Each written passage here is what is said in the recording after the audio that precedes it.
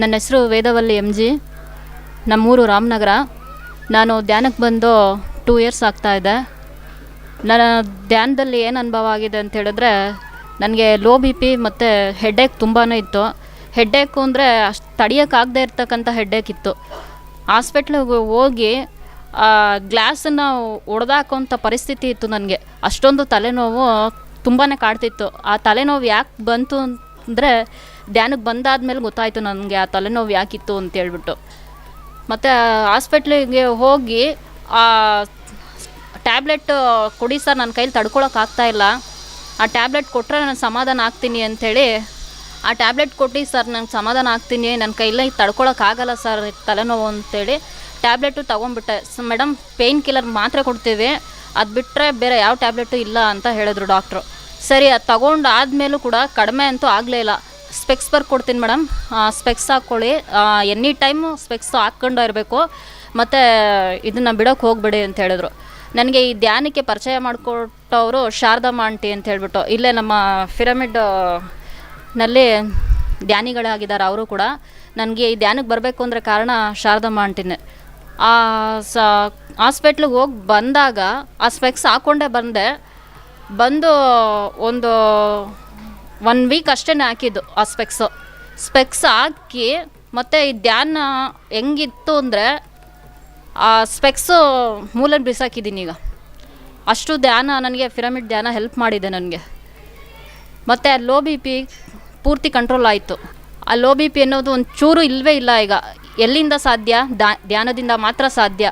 Pyramid ಒಳಗಡೆ ಕೂತ್ಕೊಂಡು ಧ್ಯಾನ ಮಾಡೋದು ತುಂಬಾ ಎನರ್ಜಿ, ಕಾಸ್ಮಿಕ್ ಎನರ್ಜಿ, ವಿಶ್ವ ಪ್ರಾಣಮಯ ಶಕ್ತಿ ನಮಗೆ ತುಂಬ ಶಕ್ತಿಯನ್ನು ಕೊಡುತ್ತೆ ನನಗೆ. ಮತ್ತು ನನಗೆ ಕೃಷ್ಣಪ್ಪ ಸಾರು ಮತ್ತು ಪತ್ರಿಜಿ ಸಾರು 2 ಕಣ್ಣುಗಳಿದ್ದಾಗ ಅವರು ಪತ್ರಿಜಿ ಸರ್ ಬಂದು ಫಸ್ಟು ಅಮಾವಾಸ್ಯ ದಿನ ಧ್ಯಾನದಲ್ಲಿ, ಅಮಾವಾಸ್ಯ ಧ್ಯಾನದಲ್ಲಿ ನಾನು ಬರ್ಬೇಕಾದ್ರೆ ನನಗೆ 2 ಮಕ್ಕಳಿದ್ದಾರೆ. ಅವರು ಹೆಂಗೆ ಬಿಟ್ಬಿಟ್ಟು ಬರೋದು, ನಾನು ನಮ್ಮ ಮನೆಯವರು ಇಬ್ಬರು ಅಮಾವಾಸ್ಯೆ ಧ್ಯಾನಕ್ಕೆ ಫಸ್ಟು ಬರಬೇಕಾದ್ರೆ ಹೆಂಗೆ ಬಿಟ್ಬಿಟ್ಟು ಬರೋದು ನನಗೆ ಗೊತ್ತಾಗ್ತಾ ಇಲ್ವಲ್ಲ, ಹೇಗೆ ಬಿಟ್ಬಿಟ್ಟು ಹೋಗೋದು, ನೈಟೆಲ್ಲ ಅಲ್ಲೇ ಕೂರಬೇಕಾಗತ್ತಲ್ಲ, ಏನು ಮಾಡೋದು ಅಂತ ಹೇಳಿಬಿಟ್ಟು ಪತ್ರಿಜಿ ಸರ್ಗೆ ಒಂದು ಕೇಳಿಕೊಂಡೆ ಅವ್ರಿಗೆ.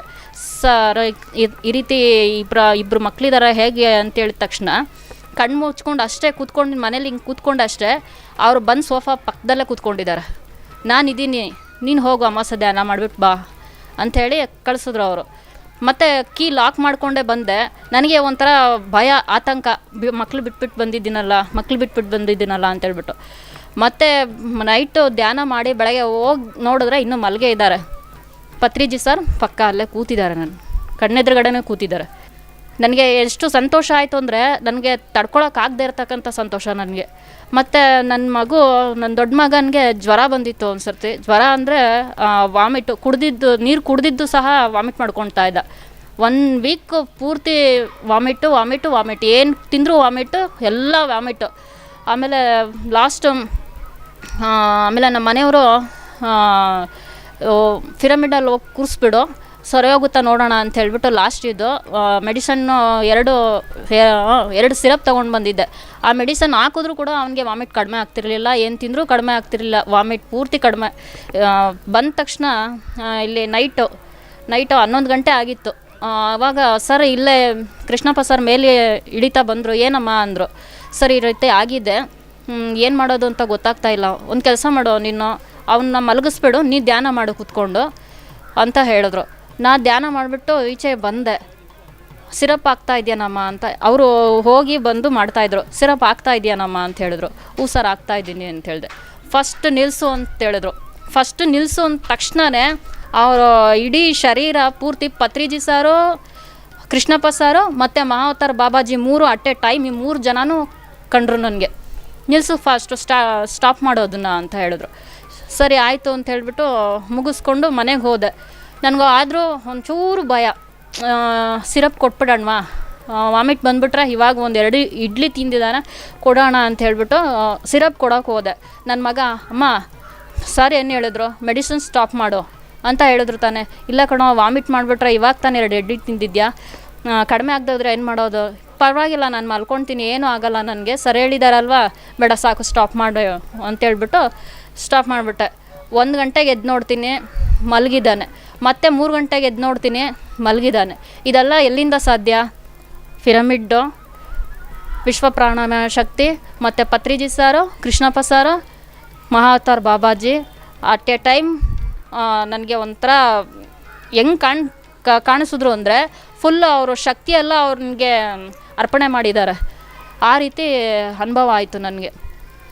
ಮತ್ತು ತಿರ್ಗಾ ನಾನು ಫಸ್ಟ್ ಅಖಂಡ ಧ್ಯಾನದಲ್ಲಿ ಫಸ್ಟ್ ಸಿಟ್ಟಿಂಗಲ್ಲಿ 8 hours ಕಣ್ಣು ಬಿಡದೆ ನೀರು ಸಹ ಸರ್ ಹೇಗಿದೆ ಅಖಂಡ ಧ್ಯಾನ ಅಂತ ಕೇಳಿದೆ ಕೃಷ್ಣಪ್ಪ ಸರ್ಗೆ.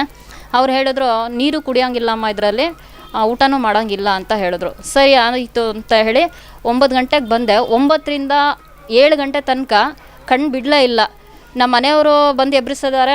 ನನ್ನ ಮೈ ಮೇಲೆ ನನಗೆ ಪ್ರಜ್ಞೆ ಇಲ್ಲ, ಫುಲ್ಲು ಹಾಸ್ಟೆಲ್ ಬಾಡಿಗೆ ಕನೆಕ್ಟ್ ಆಗಿಬಿಟ್ಟಿದ್ದೀನಿ. ಅಲ್ಲಿ ಮಹಾವತಾರ್ ಬಾಬಾಜಿ ಕೂತಿದ್ದ 2 ಅವರಲ್ಲಿ ನೀರು ಮತ್ತು ಊಟ ಎರಡೂ ತಂದು ಕೊಟ್ಟಿದ್ದಾರೆ ಹಾಸ್ಟೆಲ್ ಮಾಸ್ಟರ್ಸು. ಆಗ ನನಗೆ ಎಷ್ಟು ಸಂತೋಷ ಆಗ್ತಾಯಿದೆ ಅಂದರೆ, ನನಗೆ ಇಲ್ಲೇ ಸಿಗಬೇಕಾದ್ರೆ ಊಟ ಈ ಹೊರಗಡೆದು ನನಗೆ ಸಿಗೋಷ್ಟು ಸಂತೋಷ ಆಗಲಿಲ್ಲ ನನಗೆ. ಆಮೇಲೆ ಸರ್ ಕೂಡ ಬಂದು ಎಬ್ರಿಸಿದ್ದಾರೆ ಕೃಷ್ಣಪ್ಪ ಸರು. ನನಗೆ ಅದು ಕೂಡ ಜ್ಞಾನ ಇಲ್ಲ ನನಗೆ. ನಾನು ಕೃಷ್ಣಪ್ಪ ಸರ್ ಎಬ್ಬರಿಸುವಾಗ ನನ್ನ ಫುಲ್ಲು ಕಣ್ಣು ಮುಚ್ಚಿ ಅವ್ರು ನೋಡಿದ್ರೆ ನಾನೆಲ್ಲ ನೋಡ್ತಾ ಇರೋದಲ್ಲಿ. ನನ್ನ ಒಳಗಡೆ ಇರೋ ಇನ್ನರು ಅವ್ರು ನೋಡಿದ ತಕ್ಷಣ ಅವರು ಸರ್ ಸಮಾಧಾನವಾಗಿ ಹೊರಟೋಗಿದ್ದಾರೆ. ಇನ್ಯಾರು ಎಬ್ಬರಿಸ್ಬೇಡಿ ಅವ್ರನ್ನ ಮುಂದಕ್ಕೆ, ಅವರು ಬೇರೆ ಎಲ್ಲೋ ಇದ್ದಾರೆ ಅಂತ ಹೇಳ್ಬಿಟ್ಟು ಹೊರಟೋಗಿದ್ದಾರೆ. ನನ್ನ ತಂಗಿ ಹೇಳಿದ್ಲು, ಅಕ್ಕ ನಿನ್ನ ಅಷ್ಟೆಲ್ಲ ಎಬ್ಬರಿಸಿದ್ರು ನೀನು ಎದ್ದೇಳಿಲ್ವಲ್ಲ ಯಾಕಕ್ಕ ಅಂತೇಳಿದ್ರೆ ನನಗೆ ಗೊತ್ತಿಲ್ಲ, ನನ್ನ ಬಾಡಿ ಇಲ್ಲ ನಾನು ಫುಲ್ ಹಾಸ್ಟೆಲ್ ಬಾಡಿಗೆ ಕನೆಕ್ಟ್ ಆಗಿಬಿಟ್ಟಿದ್ದೀನಿ. ಮತ್ತು ಇನ್ನೊಂದು ಸರ್ತಿ ಹಾಸ್ಟೆಲ್ ಬಾಡಿಯಿಂದ ಮತ್ತೆ ನನ್ನ ಬಾಡಿಗೆ ಬರೋಷ್ಟರಲ್ಲಿ ಕಂಟ್ರೋಲು ಇರೋಲ್ಲ ನನಗೆ. ಫುಲ್ಲು ಮಹಾವತಾರ್ ಬಾಬಾಜಿ ನನ್ನ ಒಳಗಡೆನೇ ಸೇರ್ಕೊಂಡಿದ್ದಾರೇನೋ ಅನ್ನೋಷ್ಟು ಫೀಲ್ ಆಗುತ್ತೆ. ಇದು 2ನೇ ಸರಿ ಆಗಿದೆ ನನಗೆ. ಅವರು ಬಂದು ನನ್ನ ಬಾಡಿಲಿ ಕನೆಕ್ಟ್ ಆಗಿದ್ದಾರೆ ಮಹಾವತಾರ್ ಬಾಬಾಜಿ. ಆಗಲೂ ತುಂಬಾ ಸಂತೋಷ ಆಗ್ತಾ ಇರುತ್ತೆ. ಮತ್ತು ವೈಬ್ರೇಟ್ ಆಗ್ತಾ ಇರುತ್ತೆ, ಕೈಕಾಲೆಲ್ಲ ವೈಬ್ರೇಟ್ ಆಗುತ್ತೆ, ಹಗುರವಾಗಿರುತ್ತೆ ಬಾಡಿ. ನಾನು ಅಲ್ಲಿ ಹೋಗಿದ್ದೀನ, ಇನ್ನೇನು ತಲುಪಬೇಕು ಅನ್ನೋಷ್ಟರಲ್ಲಿ ನನಗೆ ಕರ್ಕೊಂಡು ಹೋಗ್ತಾ ಇರೋರು ಪತ್ರಿಜಿ ಸರು. ಅವರ ಜಾಗಕ್ಕೆ ಕರ್ಕೊಂಡು ಹೋಗ್ತಾ ಇರೋರು ಪತ್ರಿಜಿ ಸರ್ ಕೈ ಹಿಡ್ಕೊಂಡು ಹೋಗ್ತಾ ಇದ್ದಾರೆ. ಎಲ್ಲಿಗೆ ಸರ್ ಕರ್ಕೊಂಡು ಹೋಗ್ತಾ ಇದ್ದೀರಾ? ನೀನು ಬಾಮ್ಮ, ನಿನ್ನ ಪ್ಲೇಸ್ ಎಲ್ಲಿದೆ ಅಂತೇಳಿ ಕರ್ಕೊಂಡು ಹೋಗ್ತಾ ಇದ್ದಾರೆ. ಬಟ್ ಅವ್ರನ್ನ ನಾನು ನೋಡೋಕ್ಕಾಗ್ತಾ ಇಲ್ಲ. ನಾನು ಧ್ಯಾನ ಪ್ರಚಾರ ಮಾಡ್ತಾ ಇದ್ದರೆ ನಾನು ಕೆಲವೊಮ್ಮೆ ನನ್ನ ಇನ್ನರು ಮಾತಾಡಿಸುತ್ತೆ ಅವ್ರನ್ನ. ನಾನು ಮಾತಾಡಿಸ್ತಾ ಇರಲ್ಲ ಅಲ್ಲಿ, ನನ್ನ ಇನ್ನರ್ ಅವ್ರನ್ನ ಮಾತಾಡಿಸ್ತಾ ಇರುತ್ತೆ. ನನಗೆ ಒಂಥರ ಕೊಲಾಬ್ರೇಷನ್ ಆಗ್ತೀನಿ, ನಾನು ಮಾತಾಡೋದನ್ನ ಅವ್ರ ಜೊತೆನಲ್ಲಿ ಅಂತ ಹೇಳಿ ನನಗೆ ಒಂಥರ ಇದಾಗುತ್ತೆ. ಮತ್ತು ನನ್ನ ಮಗ, ಮಮ್ಮಿ ನೀನು ಏನು ಹೇಳಿದೆ ಅವ್ರ ಹತ್ರ ಅಂತ ಕೇಳ್ತಾನೆ. ಇಲ್ಲ ಕಣೋ, ನಾನು ಮಾತಾಡಿಲ್ಲ ಅವ್ರ ಹತ್ರ, ಬೇರೆ ಯಾರೋ ಮಾತಾಡಿದ್ದಾರೆ, ನನ್ನ ಆತ್ಮ ಮಾತಾಡಿದೆ ಅಂತ ಅಂದ್ಕೊಳ್ತಾ ಇರ್ತಾನೆ ಒಂದೊಂದು ಸರ್ತಿ. ಮೊನ್ನೆ ಹಾಸ್ಪಿಟ್ಲಿ ನಮ್ಮ ನಾದಿನಿ ಮಗ ಬೆರಳೆಲ್ಲ ಕಟ್ಟಾಗ್ಬಿಟ್ಟಿತ್ತು. ಅವನಿಗೆ ಮಿಷಿನ್ಗೆ ಕೈ ಕೊಟ್ಬಿಟ್ಟು ಬೆರಳೆಲ್ಲ ಕಟ್ಟಾಗ್ಬಿಟ್ಟಿತ್ತು. ಸರಿ ಅಂತ ಹೇಳ್ಬಿಟ್ಟು ಹೋದ್ವಿ ಹಾಸ್ಪಿಟಲ್ಗೆ. ಅವನಿಗೆ ನಾನು ವಾಟ್ಸಪ್ಪಿಂದ ಅವ್ನ ವಾಟ್ಸಪ್ಗೆ ಬಾಬಾಜಿ, ಕೃಷ್ಣಪ್ಪ ಸರು ಮತ್ತು ಪತ್ರಿಜಿ ಸರು ಇವ್ರು 3 ಫೇಸ್ ಮಾತ್ರ ನೋಡು ಕಿಶೋರ, ನಿನಗೇನೂ ಆಗಲ್ಲ. ಇವ್ರು 3 ಜನ ನಿನ್ನ ಆಪ್ರೇಷನ್ ಥಿಯೇಟ್ರಿಗೆ ಡಾಕ್ಟ್ರ್ ಮೂಲಕವಾಗಿ ಇವ್ರು 3 ಜನನೂ ಬರ್ತಾರೆ, ಇನ್ಯಾರೂ ಬರೋಕ್ಕೆ ಸಾಧ್ಯ ಇಲ್ಲ ಅಂತ ಹೇಳ್ಬಿಟ್ಟು ಹೇಳಿದೆ. ಅವನು ನೈಟ್ ಪೂರ್ತಿ ಅವ್ರ ಮುಖನೇ ನೋಡ್ಕೊಳ್ತಾ ಇದ್ದಾನೆ. ಸರಿ, ನನಗೆ ಹೆದರಿಕೆ ಆಗ್ತಾಯಿದೆ ಆಂಟಿ. ನಿನಗೆ ಹೆದರ್ಕೊಳ್ಳೋದು ಏನೂ ಇರಲ್ಲ ಇಲ್ಲಿ, ಇವ್ರು 3 ಜನನೇ ಬರ್ತಾರೆ ಅಂತ ಹೇಳಿದೆ. ಆಮೇಲೆ ನಮ್ಮ ಆಂಟಿಗೆ ಕೇಳಿದೆ, ಆಂಟಿ ಡಾಕ್ಟರ್ ಯಾರಿಲ್ಲಿ ಅಂತ ಕೇಳಿದೆ. ಇವರೇ ಕೆಂಪು ಶರ್ಟ್ ಹಾಕ್ಕೊಂಡಿದ್ದಾರಲ್ಲ ಅವರೇ ಡಾಕ್ಟರು ಅಂತ ಹೇಳಿದ್ರು. ಸರಿ ಅಂತ ಹೇಳ್ಬಿಟ್ಟು ಹೋಗಿ ವಿಚಾರಿಸ್ದೆ. ಸರ್ ಈ ರೀತಿ ತುಂಬ ಇದು ಮಾಡ್ಕೊಳ್ತಾ ಇದ್ದಾನೆ, ಏನಿಲ್ಲಮ್ಮ ನಾನೇ ಮಾಡೋದು ಆಪ್ರೇಷನ್ನು, ಹೆದರ್ಕೊಡೋದು ಏನಿಲ್ಲ ಅಂತ ಹೇಳ್ಬಿಟ್ಟು ಇದು ಮಾಡಿದ್ರು. ನಾನು ಅಲ್ಲಿ ಹಾಸ್ಟೆಲ್ ಮಾಸ್ಟರ್ನ ಇವ್ರು ನಮ್ಮ ಮಹಾವತಾರ್ ಬಾಬಾಜಿನ ಕರೆದೆ, ಇನ್ವೈಟ್ ಮಾಡಿದೆ. ಅಲ್ಲಿ ಯಾವ ರೀತಿ ಇದ್ರು ಅಂದರೆ ಅವ್ರ ಪ್ಯಾಂಟಿಗೆ ಹಲ್ಲಿ ರೂಪದಲ್ಲಿ ಬಂದಿದ್ದಾರೆ, ಕಚ್ಕೊಂಡ್ಬಿಟ್ಟಿದ್ದಾರೆ ಪೂರ್ತಿ ಅವ್ರ ಪ್ಯಾಂಟಿಗೆ. ನಾನಿದ್ದೀನಿ, ನಾನು ಆ ಆಪ್ರೇಷನ್ನ ನಾನೇ ವಹಿಸ್ಕೊಂಡು ನಾನೇ ಮಾಡ್ತೀನಿ ಅಂಥೇಳಿ ಇದು ಮಾಡಿದ್ರು. ಸರಿ ಅಂತ ಹೇಳ್ಬಿಟ್ಟು ಬೆಳಗ್ಗೆ 8 ಗಂಟೆಗೆ ಕರೆಕ್ಟಾಗಿ 8:15 ಫೋನ್ ಮಾಡಿದೆ. ಆಂಟಿ ಹೋಗ್ತಾ ಇದ್ದೀವಿ ಆಪ್ರೇಷನ್ ಥಿಯೇಟ್ರಿಗೆ ಅಂತ ಹೇಳ್ಬಿಟ್ಟು. ನೀನೇನು ಹೆದರ್ಕೋಬೇಡಪ್ಪ, ಅವರಿದ್ದಾರೆ, ನಿನ್ನ ಯಾರು ಬರೋದಕ್ಕೆ ಚಾನ್ಸ್ ಇಲ್ಲ. ಮತ್ತೆ 2 ದಿನ ಬಿಟ್ಟು ಫೋನ್ ಮಾಡಿದರೆ, ಆಂಟಿ ನೀವು ಹೇಳಿದ್ರಲ್ಲ ಆ ಫೋಟೋ ನೋಡಿದೆ ವಾಟ್ಸಪ್ಪಲ್ಲಿ, ಅವ್ರು 3 ಜನನೇ ಬಂದಂಗೆ ಆಯಿತು ನನಗೆ ಡಾಕ್ಟ್ರ್ ರೂಪದಲ್ಲಿ ಅಂತ ಹೇಳ್ದೆ. ನನಗೆ ಇನ್ನೂ ತಡ್ಕೊಳಕ್ಕಾಗದೇ ಇರ್ತಕ್ಕಂಥ ಸಂತೋಷ ನನಗಾಯಿತು. ಪಿರಮಿಡ್ ಒಳಗಡೆ ಯಾಕೆ ಕೂತ್ಕೊಂಡು ಧ್ಯಾನ ಮಾಡಬೇಕು ಅಂತ ಹೇಳಿದ್ರೆ, ಮನೇಲಿ ಕೂತ್ಕೊಂಡು ಧ್ಯಾನ ಮಾಡೋದಕ್ಕೂ ಪಿರಮಿಡಲ್ಲಿ ಒಳಗಡೆ ಕೂತ್ಕೊಂಡು ಧ್ಯಾನ ಮಾಡೋದಕ್ಕೂ 108 ಪಟ್ಟರಷ್ಟು ಅಧಿಕ ಪ್ರಾಣಶಕ್ತಿ ಹೆಚ್ಚಿರುತ್ತೆ ಅದರೊಳಗೆ ಪಿರಮಿಡಲ್ಲಿ.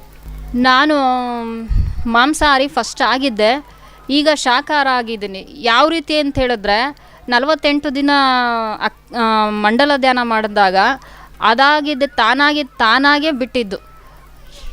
ಇದೆಲ್ಲ ಎಲ್ಲಿಂದ ಸಾಧ್ಯ? ಧ್ಯಾನದಿಂದ ಮಾತ್ರ ಸಾಧ್ಯ. ಮತ್ತು ಧ್ಯಾನ ತುಂಬಾ ನನಗೆ ಹೆಲ್ಪ್ ಮಾಡಿದೆ. ನನಗೆ ಮೊದಲು ಭಯ ಅಂದರೆ ಅಷ್ಟು ಭಯ, ಒಂದು ಸಾವು ನೋಡಿದ್ರು ಕೂಡ ಭಯ.